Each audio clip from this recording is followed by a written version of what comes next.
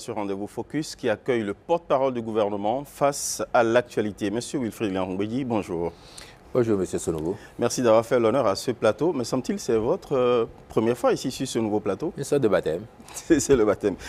Chiche, on va ensemble avec Éric Guédénon. Éric, merci de rallier ce plateau. Merci à vous. Ça, ce n'est pas votre première fois. Hein. Vous y étiez absolument. À la faveur des élections. Des élections.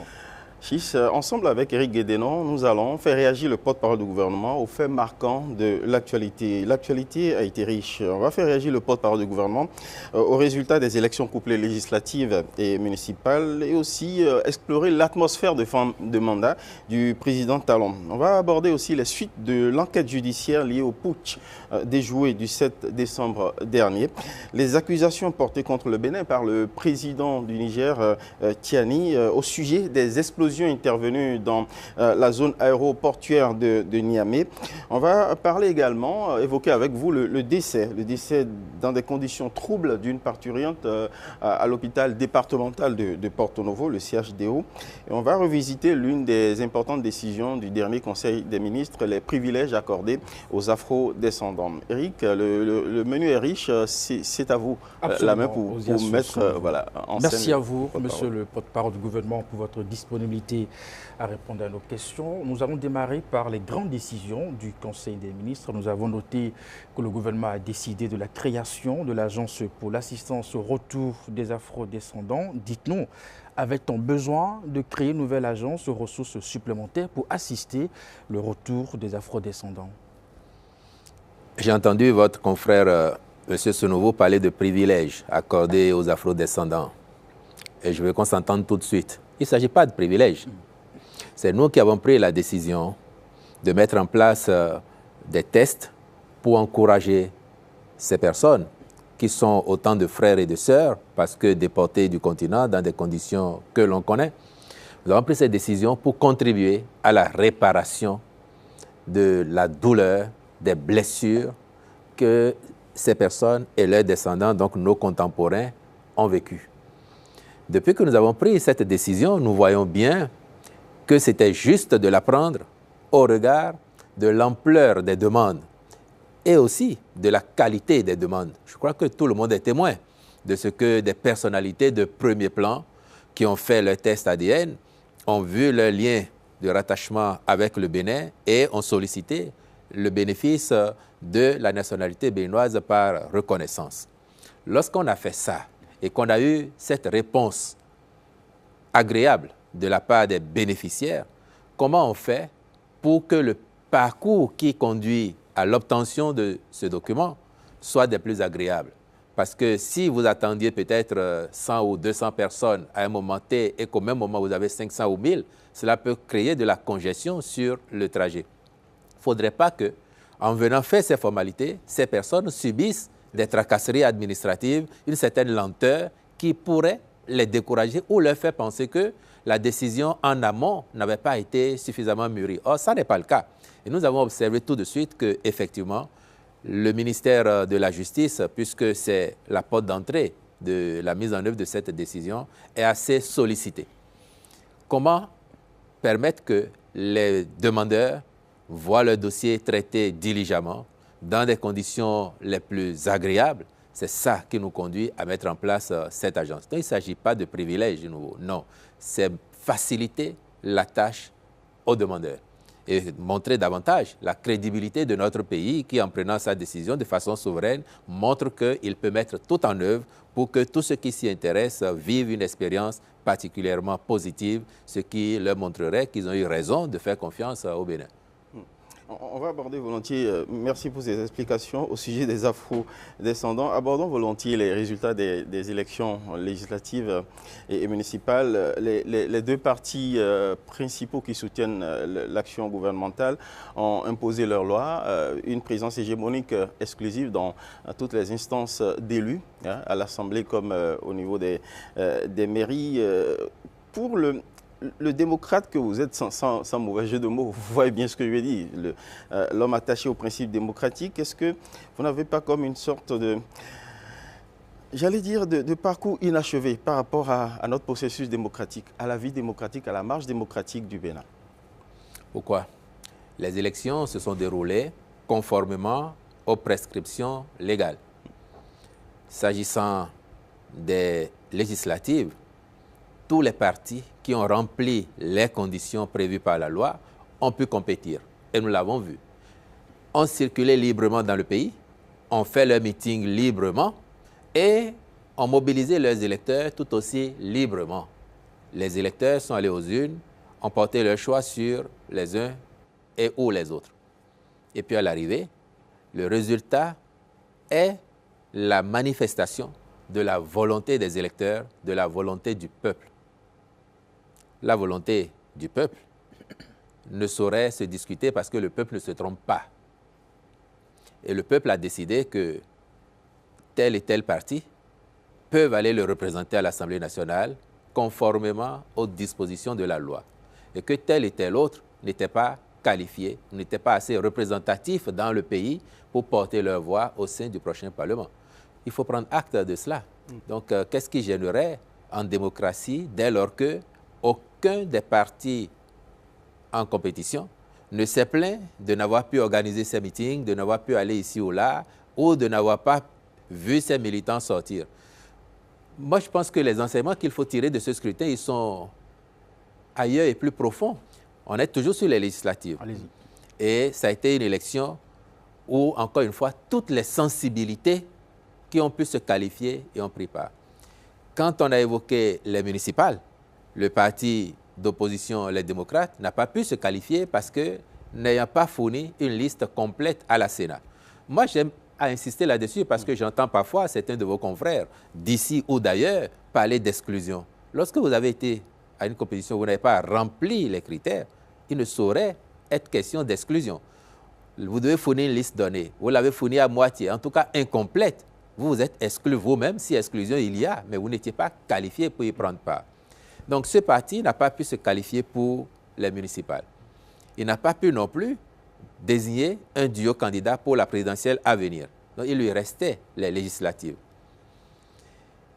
Et j'ai entendu d'ailleurs que le parti en faisait son combat, le combat d'une vie. Et ses électeurs avec. Ce à quoi on se serait attendu justement si le parti avait été majoritaire au sein de l'opinion, au sein des électeurs, c'est qu'il y a une mobilisation générale pour donner une leçon au parti de la majorité présidentielle.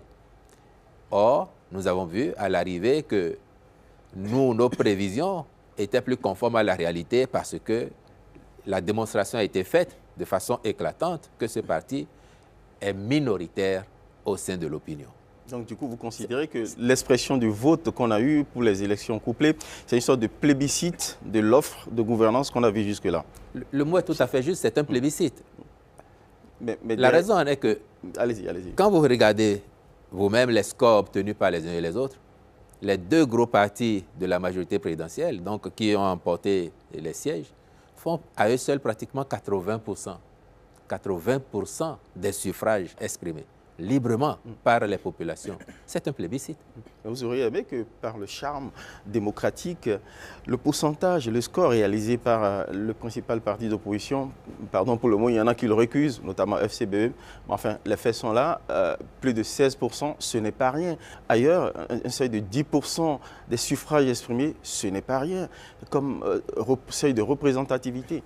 Oui, mais pour l'instant, c'est le niveau auquel se trouve ce parti, oui, 16%. Selon les contingences légales. Ce que vous n'exprimez pas, c'est que vous voulez dire, bon, un parti qui a quand même 16%, est-ce que ça ne serait pas bien qu'il ait quelques représentants au sein de l'hémicycle? C'est ça votre pensée, Monsieur Sounouvou. Quand aux États-Unis, on fait la présidentielle et que vous avez un candidat qui remporte le suffrage populaire, parfois avec des millions de voix d'avance sur son challenger, mais qu'il n'a pas réussi à remporter des États pour emporter les grands électeurs, tout à fait, oui, à l'arrivée, il se trouve pénalisé. Il perd. Oui.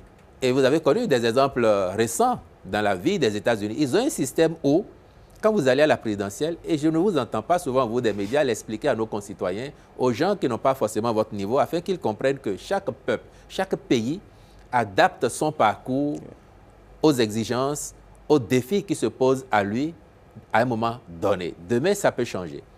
Quand vous allez aux États-Unis et que vous allez à la présidentielle, le système voudrait que celui qui gagne un des États fédérés emportent les grands électeurs qui représenteront cet État-là. Et il est déjà arrivé, même dans les années récentes, je vois en 2000, le candidat démocrate qui a remporté le suffrage populaire et qui n'a pas été élu parce que le républicain a eu le plus grand nombre de grands électeurs. Mais c'est objectivé comme une anomalie démocratique. En 2000, ah non, surtout pas. Demandez aux Américains, ils ne vous diront pas que c'est une anomalie démocratique. Si, il y en a beaucoup qui ont cette opinion. Non, du tout. En 2016 encore, c'est arrivé. Maintenant, vous pouvez dire à l'observance que des gens s'interrogent aux États-Unis en disant, bon, est-ce que ce système, pertinemment, nous pouvons le garder encore sur la durée? Est-ce que nous devons le garder? Parce qu'à l'arrivée, parfois, le résultat peut jurer avec la réalité du terrain. Ouais. Ça, c'est normal en science de se poser les questions.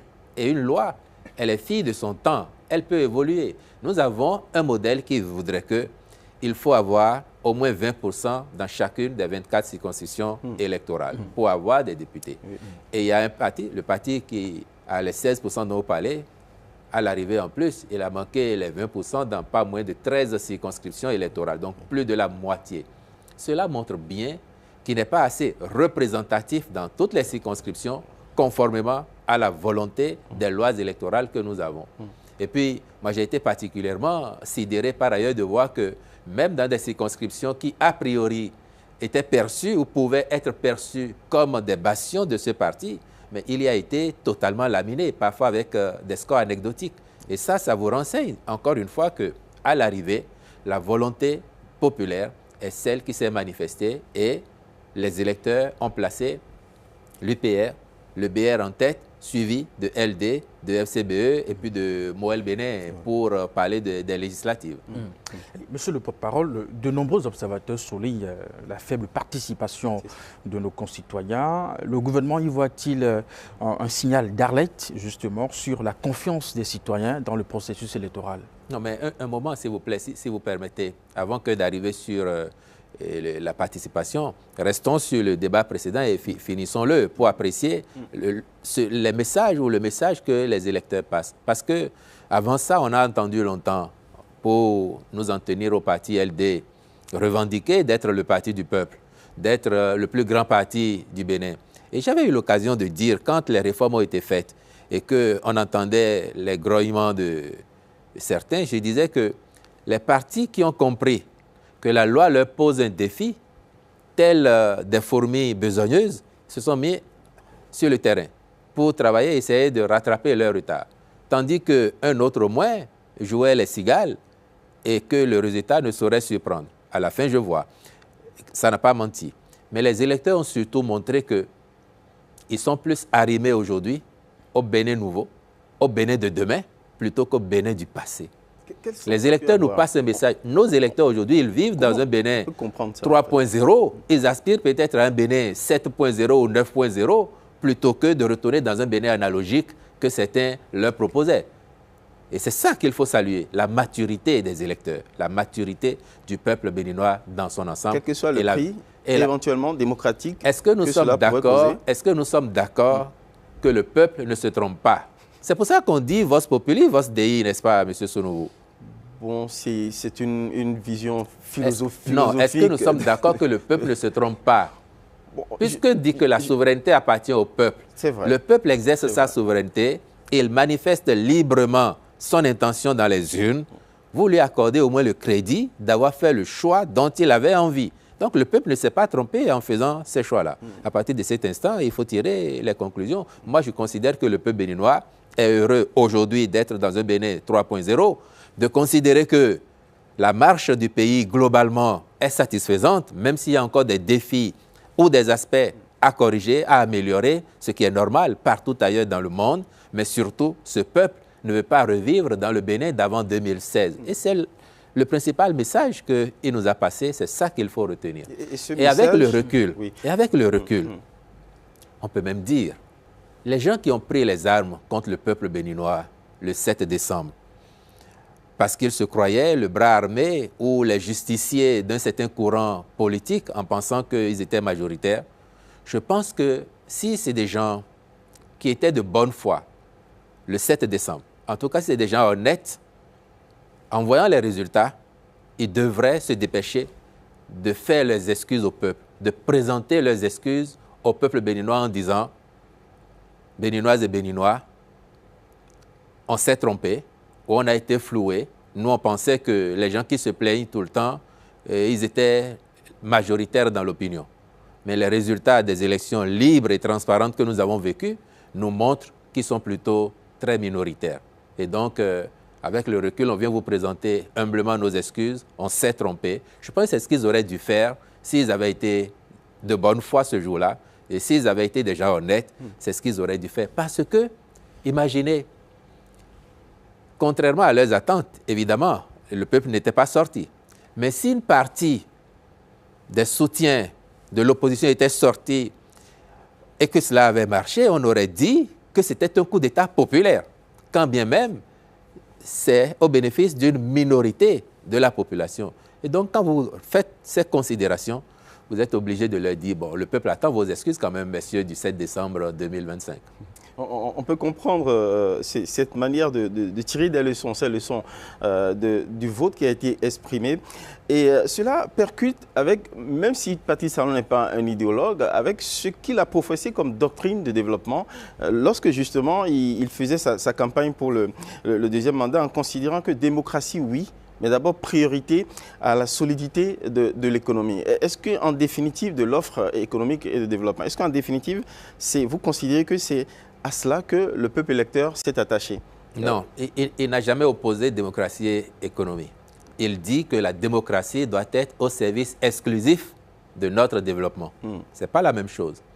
Et ce que nous faisons aujourd'hui, justement, c'est de faire en sorte que les acteurs politiques soient de plus en plus responsables, dévoués au service du Bénin et que donc, conséquemment, le pays se développe au bénéfice du bien-être de ces populations. C'est de ça qu'il s'agit. Mais il n'en demeure pas moins quand même, si on considère que les résultats indiquent qu'il y a une sorte de plébiscite du peuple électeur, que le taux de participation indique qu'il y a aussi une sorte de, je ne vais pas dire désaveu, le mot est très fort, mais une sorte de désintérêt par rapport au processus démocratique. Est-ce que ça n'est pas un point d'inquiétude pour vous? Se préoccuper du taux de participation est une attitude objective. Et je pense que oui, il faut le regarder de plus près. Parce qu'à 40% à peu près de taux de participation, les élections ayant eu lieu le même jour, en situation idéale, oui, on aurait aimé avoir 80%, 90% de participation.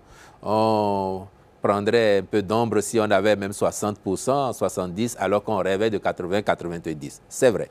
Mais regardons de près et cherchons à comprendre quels sont les ressorts de ce taux de participation.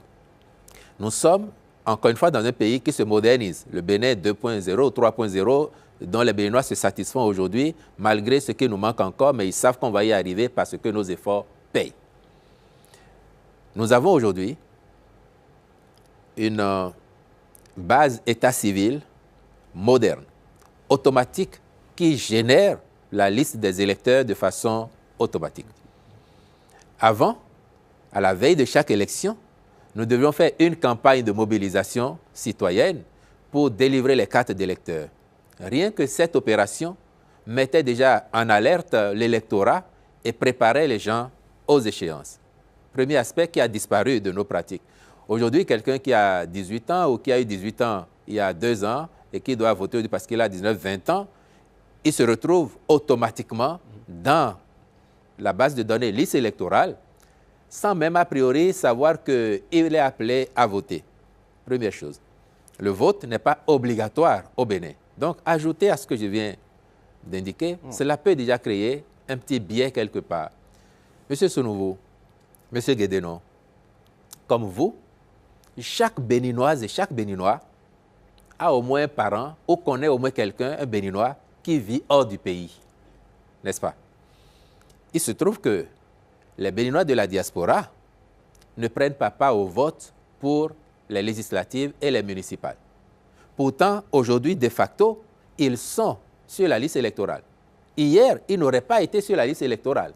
Donc, cela viendrait également en diminution du nombre d'inscrits sur cette liste-là. Aujourd'hui, ça n'est pas le cas. Donc, si on a 1 million ou 2 millions de Béninois à l'extérieur, il compte parmi les 7 millions ou près de 8 millions que nous avons sur la liste électorale, et ces 2 millions, à l'exception de quelques dizaines peut-être qui étaient en séjour au pays et qui ont pu voter, ne sont pas sortis pour voter.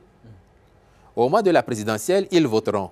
Mais même pour la présidentielle, si vous interrogez l'histoire, vous verrez que nos compatriotes hors du pays ne se sont pas souvent mobilisés fortement pour aller voter lors des présidentielles. En général, c'est quelques dizaines de milliers. Jamais on a atteint la centaine de milliers, même pas les 30-40 000. Ça se situe entre 10, 14, 20 et quelques mille. Donc ça également, on va interroger demain la part de la diaspora qu'il y a sur la liste électorale pour apprécier objectivement le taux de participation que nous aurons à l'arrivée. Et puis vous avez aussi une partie de nos concitoyens qui considèrent que, bon, on va prendre la question en 2 ou 3 volets. Le Bénin, globalement, fait des progrès. Ça marche, d'accord. On n'a plus besoin forcément d'aller faire le rang ici pour accompagner. Nous, on sait que ça marche. Ceux qui seront là, ils vont faire que ça marche. Certains, peut-être parce que leurs partis n'ont pas été qualifiés, vont dire ça ne vaut pas la peine. Mais dans le contexte où, tout au moins pour les législatives, vous aviez un parti d'opposition qui s'est revendiqué comme étant le plus grand, et que ce parti était là, on se serait attendu à un mouvement contraire. C'est-à-dire que les gens sortent massivement pour dire, bon, c'est l'heure de régler les comptes avec ceux qui sont là. Nous, on va leur montrer que nous sommes le courant politique majoritaire au sein du pays. Ça n'est pas le cas. Donc, vous voyez autant de raisons qui peuvent expliquer que nous ayons ce taux. Et puis, une part non négligeable peut-être de nos concitoyens qui sont décédés, je salue leur mémoire, et qui se retrouvent encore sur la liste, malgré les efforts d'appurement de l'ANIP, parce que nous n'avons pas pris l'habitude dans notre pays, dans nos familles, systématiquement, d'aller déclarer nos morts et de faire les actes subséquents pour qu'ils soient rayés de la liste électorale. Vous avez une part de cela. Et maintenant, interrogeons le modèle ancien. Celui où les listes électorales, donc on battait campagne pour sortir les gens, pour faire la liste électorale de façon artisanale, sous les arbres, et puis on y mettait les mineurs, les décédés, et des gens votaient de façon multiple. Toutes choses qui pouvaient aussi fausser l'objectivité des chiffres que nous avions au sortir des urnes. Aujourd'hui, tout cela commence à être derrière nous. Donc nous allons avoir certainement, sur un certain temps, un taux de participation modéré, le temps que, avec la sensibilisation que différents organes, différents acteurs feront, les populations se disent, bah oui, c'est quand même important les élections, même si ce n'est pas obligatoire d'aller voter, c'est quand même important, même si le pays fait des progrès, il nous appartient de sortir pour consolider ces progrès en donnant mandat à ceux qui font que les progrès sont enregistrés ou bien à ceux qui proposent de nous conduire encore plus loin que ce que nous avons aujourd'hui et à qui nous pouvons faire confiance. Donc, à mon avis, voilà quelques raisons qui peuvent justifier le taux de participation que nous avons là. Je ne serais pas surpris que le 12 avril, nous ayons à peu près le même taux, pour les mêmes raisons, le même taux, voire un peu moins ou un peu plus. Un peu moins, par exemple, parce que pour les législatives, nous avions 2 partis d'opposition, LD et FCBE. À la présidentielle, nous avons un parti d'opposition qui a qualifié son duo. Donc peut-être que les 400 et quelques mille votants LD, une partie se dirait, bon, on n'a pas d'autre candidat, ce n'est pas la peine de sortir. Une partie irait voter, c'est sûr. Et ça pourrait venir en diminution du nombre total de votants si, entre-temps, les partis n'ont pas réussi à mobiliser davantage de gens sur le terrain pour les faire sortir le jour du scrutin. Donc moi, je m'attends à ce que le 12 avril, on ait soit un peu moins, soit un taux équivalent, ou alors un taux un peu plus agréable que celui que nous avons connu le 11 janvier dernier.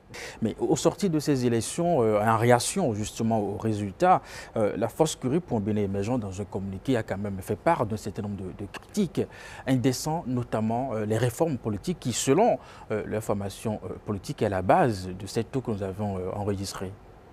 Oui, que FCBE se plaigne ou que tel autre parti se plaigne, je pense qu'il appartiendra à chacun, à l'intérieur du parti qui est le sien, et il appartiendra à chaque parti, in fine, de travailler à se mettre à la hauteur des exigences des lois électorales.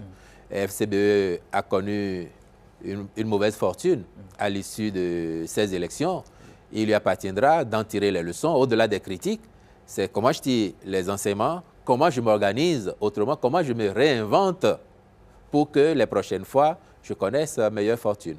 Alors, absence de l'opposition au Parlement, mais aussi au niveau des communes. Selon vous, est-ce que cela compromet notre démocratie, comme le pensent certains?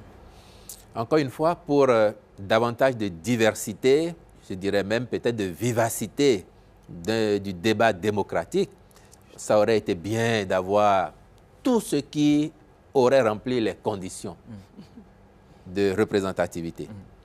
Et c'est ceux-là qui sont aujourd'hui au Parlement. Sauf si vous demandez de faire faveur à ceux qui n'ont pas rempli les conditions et de leur trouver quelques sièges à titre de rachat. Les lois électorales ne permettent pas cela. Mais heureusement, vous n'avez pas sorti le mot, mais je sais que vous le censurez exprès. Non, mais vous auriez pu y aller. J'ai entendu ou j'ai lu parfois sur les réseaux, c'est un dire oui, c'est un retour au Parlement monocolore. Je vous sais gré de ne pas sortir le mot parce que, à la vérité, dans l'absolu, et pour reprendre le mot d'une députée élue, il y a au moins 2 couleurs au sein de cette assemblée qui sera mise en place prochainement. C'est un sympathique jeu de mots. Vous avez au moins le jaune et vous avez au moins le vert, au moins. Et puis vous avez des nuances du rouge LD dans chacun des 2 partis un peu, puisqu'il y a des élus des 2 partis qui proviennent de ce parti qui s'est effondré, comme on l'a observé avec les chiffres que nous avons évoqués ensemble tout à l'heure. Ces élus-là, moi, franchement, je voudrais les voir dans leur rôle critique de l'action, des décisions, en disant c'est parce qu'on n'a pas eu un espace d'expression à la hauteur de nos attentes au sein de notre parti qui ne nous garantissait plus, justement, que notre combat politique soit entendu et produise des résultats,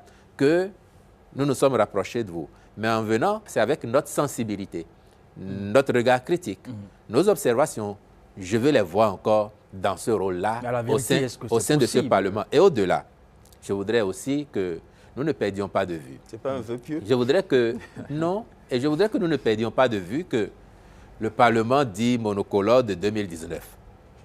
C'est quand même sous son égide que nous avons fait des réformes majeures, structurelles, qui pour autant n'ont pas compromis l'équilibre de notre pays, le vivre ensemble. Au contraire, ont renforcé l'arsenal juridique, le statut de l'opposition, la représentativité des femmes et bien d'autres aspects positifs, malgré la présence exclusive de députés soutenant l'action du président de la République. Donc nous avons un précédent déjà où, avec un Parlement totalement acquis au gouvernement, on a plutôt préservé nos acquis, on a renforcé là où il fallait renforcer, comme la limitation du nombre de mandats présidentiels. Et quand on connaît ça, on doit pouvoir, à tout le moins, faire crédit de bonne foi à ceux qui arrivent en disant ils vont s'inscrire dans les pas de ceux qui sont passés en 2019 et faire progresser encore le pays, le temps que ceux qui sont minoritaires au sein des électeurs aujourd'hui travaillent à se requinquer pour que dans 7 ans, ils aient quelques représentants aussi à l'Assemblée nationale. Est-ce que sous le couvert justement de la réforme sur la trêve politique, il n'est pas vain d'imaginer ou d'espérer une quelconque ambiance ou atmosphère de débat politique? Parce qu'il y a comme une sorte de frilosité dès que l'annonce de cette réforme a été faite. Non, quelle garantie le gouvernement pourrait peut-être donner? Tout acteur politique sérieux au Bénin aujourd'hui, il sait que s'il veut faire carrière d'acteur politique, il lui faut appartenir à un grand parti, ou s'il a un petit parti, qu'il se fonde dans un grand parti. Et comme ça, il existe. Et rien ne vous dit que demain, les partis que vous avez aujourd'hui, les 2 plus gros qui sont là, vous avez vu sur le terrain pendant la campagne l'adversité féroce entre ces partis, entre leurs militants, parfois, leurs candidats, sur le terrain, vous avez vu.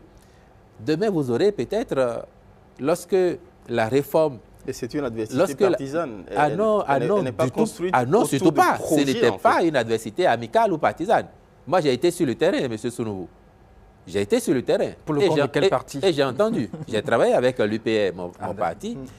Mais j'ai entendu parfois même les discours de gens de mon parti et parfois les discours du parti BR vis-à-vis de candidats UPR. Oui, mais Cela devrait vous rassurer. Ce n'est pas la camaraderie. Et demain, vous ne savez pas pourquoi chacun des partis se bat pour être premier. Pourquoi personne ne veut être deuxième ou troisième?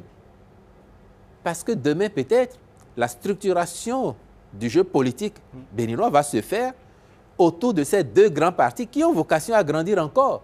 Les marginaux vont soit se fondre, soit disparaître.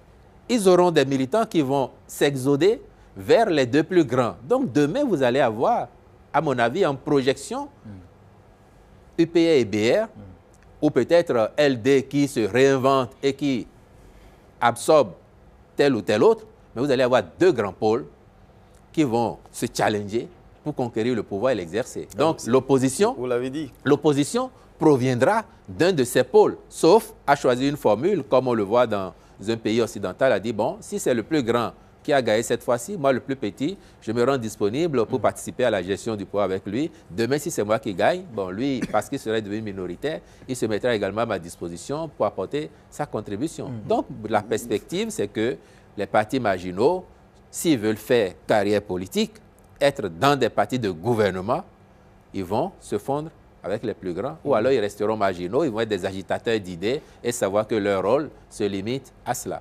Vous avez évoqué tout à l'heure que dans la suite de l'animation de la vie politique, il se pourrait que nous ayons deux grands partis, notamment l'UP ou le BR. Mais qu'est-ce que vous dites de Moël, de Renaissance nationale, en tout cas ces partis qui sont aussi de la mouvance et qui sont présents dans le jeu politique? Ils comptent toujours aux yeux du camp présidentiel? Vous avez cité deux partis, mais Renaissance nationale n'existe plus. Oui, bien sûr. Renaissance nationale a déjà fusionné avec l'UPR. Tout à fait. Et quant à Moël, vous savez, moi, je salue le courage du président Yadji et de ses militants, mais je sais aussi que ce sont des personnes intelligentes qui, voyant la dynamique actuelle et conformément à ce que je venais de dire, comprendront forcément que s'ils veulent rester des acteurs politiques qui comptent, il leur faut soit devenir un grand parti, mais là-dessus, ils ont du chemin pour rattraper les autres, les absorber, les digérer. Ils ont du chemin. Ou alors se fondre dans l'un des grands partis, quitte à y animer un courant en espérant qu'au sein du parti, ce courant devienne majoritaire à un moment ou à un autre. Et je n'ai pas de doute qu'ils sauront apprécier le moment et prendre les décisions qui s'imposeront. Au fond, votre souhait, c'est qu'ils rejoignent l'un ou l'autre des partis. Ce que je viens de vous dire, à mon avis, c'est ce qui se dégage objectivement des observations que nous avons faites au lendemain des élections. Et je connais leur intelligence, ils apprécieront. Allez, on va évoluer, Osias Sonouveau. Monsieur le porte-parole du gouvernement, comment le gouvernement et le président Patrice Talon abordent-ils les derniers mois de ce mandat? Avec la même détermination qu'au premier jour. J'ai eu l'occasion de le dire à certains de vos confrères dernièrement. Ça peut paraître bizarre, mais c'est ça la réalité. Le président Talon ne fait pas comme s'il ne reste que 4 mois. Parce que le 24 mai, normalement, il passe la main.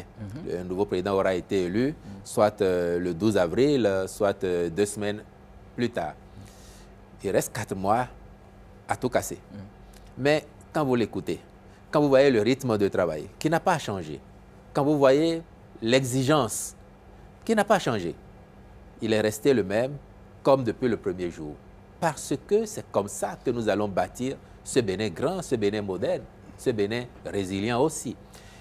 Et donc son message, c'est de dire à tous, focus, mise en œuvre du PAG, le temps de la campagne électorale présidentielle viendra, où on ira sur le terrain, mais en attendant, mise en œuvre du PAG de façon tout aussi exigeante et remarquable que ce qui est fait depuis bientôt 10 ans. Est-ce que cette frénésie de réalisation tous azimuts, partout des chantiers sont ouverts? Enfin, oui, Chiche, on est ravis d'avoir un pays qui se transforme avec quand même pas mal de petits désagréments, il faut l'admettre. Est-ce que ce n'est pas l'obsession d'un homme qui nous a avertis, qui veut tout faire pour entrer dans l'histoire? Bon, aujourd'hui, je pense que le débat ne se pose même plus. M. Talon est-il rentré dans l'histoire?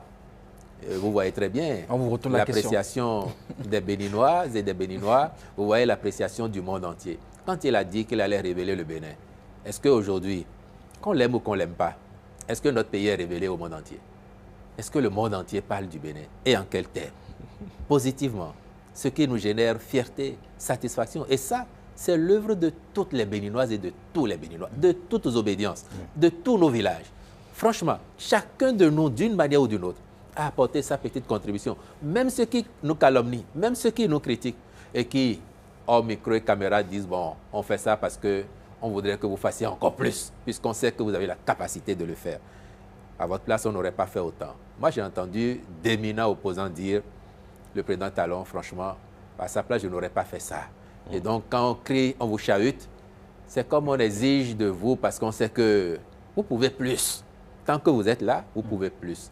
Donc, aujourd'hui, pour moi, le débat ne se pose même plus en termes de « il veut rentrer dans l'histoire ». Mais cette frénésie de réalisation que vous voyez et les chantiers, c'est parce qu'on sait que le pays est à construire. Et il est en construction maintenant. Et ça va, globalement, sur ce plan-là, on voit la transformation inédite que notre pays a connue en 10 ans seulement. Et il y a une question fâcheuse dans l'actualité, c'est le décès tragique de cette parturiente à l'hôpital départemental de Porto Novo, potentiellement suite à des erreurs, sinon une faute médicale. Comment le gouvernement empoigne ce sujet, qui est un sujet très délicat, parce que dans nos hôpitaux, il se passe des drames terribles de ce point de vue, où les patients sont, pardon pour le mot, ils sont malmenés. Si nous avons fait autant de réformes dans le secteur santé, parce que c'est un secteur qui n'a pas du tout échappé au vent de réformes et de rigueur que nous avons implémenté.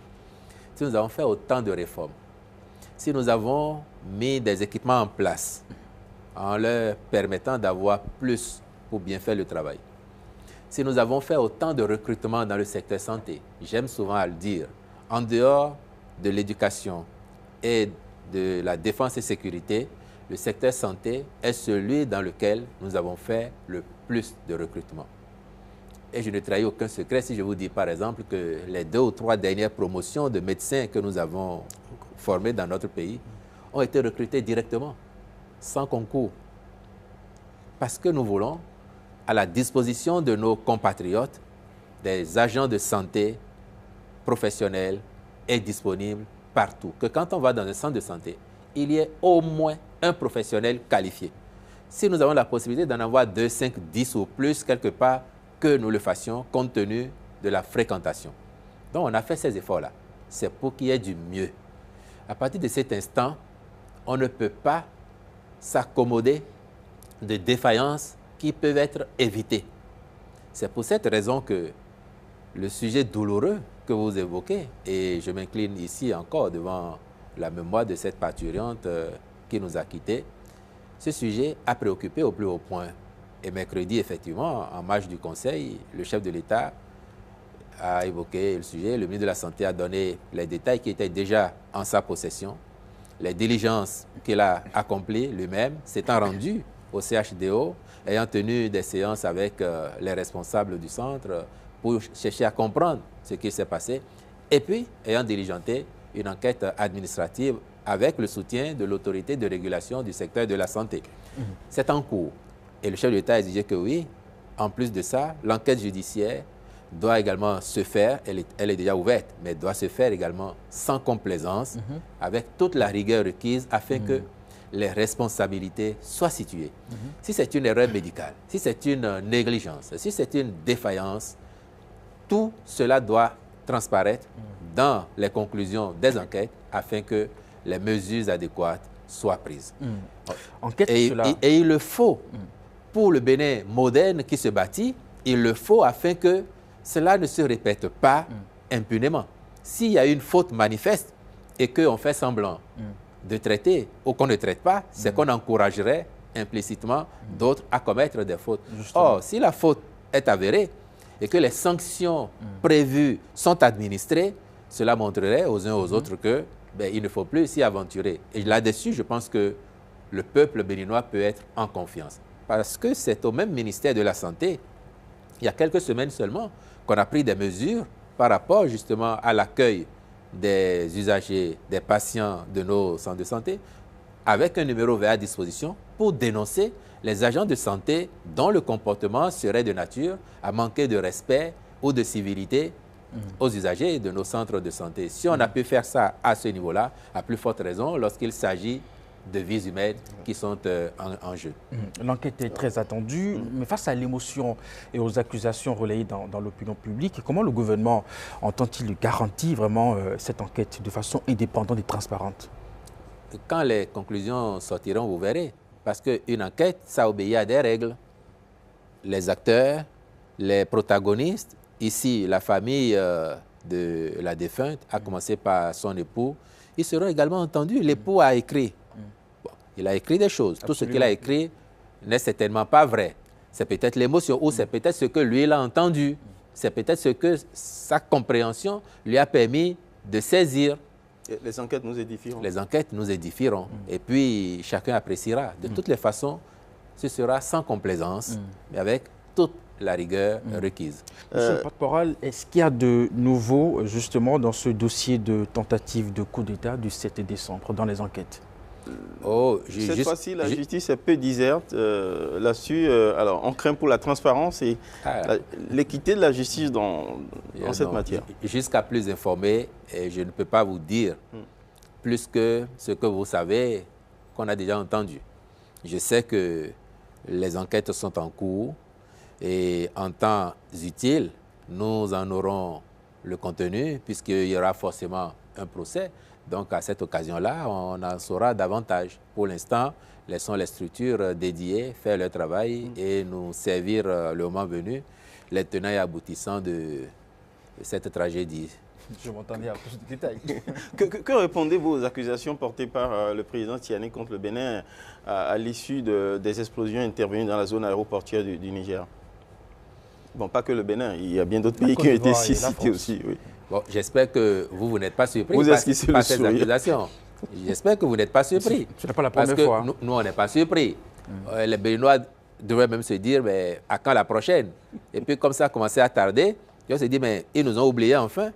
Mais écoutez, lorsque vous êtes premier de la classe, qu'est-ce qui se passe souvent? Il y a parmi vos camarades ceux qui aimeraient vous déloger de la première place, qui vont se mettre à fond au travail.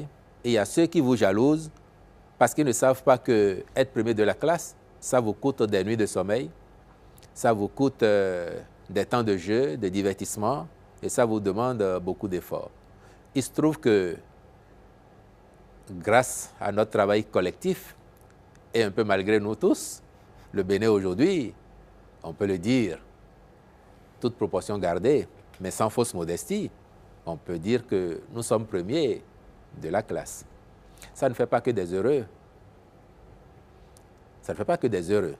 De qui, quand vous regardez la sous-région, de quel pays parle aujourd'hui le monde entier avec autant d'emphase, avec autant d'étoiles dans les yeux?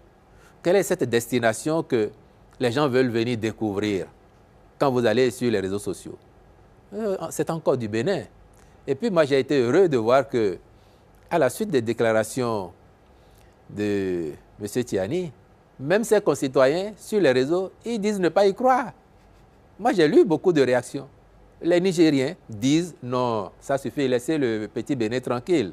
Nous, on sait que les Béninois, ce sont nos frères, ce sont nos amis. Donc, les Nigériens même n'y croient pas. À plus forte raison, ici. Et puis enfin, il y a une sagesse quand même chez nous ici qui dit que si quelqu'un se dénude et arrache votre couverture, se met à courir avec dans la rue, ne le pourchassez pas tout nu aussi, sinon on va vous confondre. Bon, donc, on s'en tiendrait à ce qui est observé, à la réaction des populations qui nous rassure, parce que même au Niger, les gens n'y croient pas. Dans ce qu'il a dit, au-delà d'une accusation, il y avait des menaces aussi. Nous apprécierons. Et puis, peut-être aussi, vous savez, tout à l'heure, vous avez évoqué le 7 décembre. Et nous, on sait ce qu'on a vécu le 7 décembre. Et on sait très bien quelle est la partition de certains pays de la sous-région. Pour autant, on n'est pas passé s'époumoner partout. Peut-être qu'il y a des gens qui allument un contre-feu parce qu'ils se disent qu'à un moment ou à un autre, bon, on parlera d'eux. Peut-être. C'est une façon de prendre des précautions, mais nous observons. S'il y a des menaces, ce que nous faisons depuis pour garantir la quiétude à nos concitoyens, la sécurité globale dans notre pays, l'intégrité de notre territoire, ces efforts-là, ils vont être maintenus, amplifiés. Nous ne prendrons aucune menace à la légère. Mais nous n'aurons pas de temps à perdre sur des questions ou avec des gens dont la seule vocation, c'est de nous empêcher d'avancer pour continuer à être premiers. Nous, on veut être premiers aujourd'hui, demain, tout le temps et en tout ce que nous faisons. Merci beaucoup à vous, monsieur le porte-parole du gouvernement. Chéric, nous sommes au seuil de cette émission. C'était le porte-parole du gouvernement face à l'actualité dans Focus, votre rendez-vous Focus. Merci à vous d'avoir partagé avec nous l'état d'esprit du gouvernement face à un certain nombre de questions d'enjeux nationaux, mais aussi de sujets qui fâchent. Merci de nous avoir suivis. À très vite.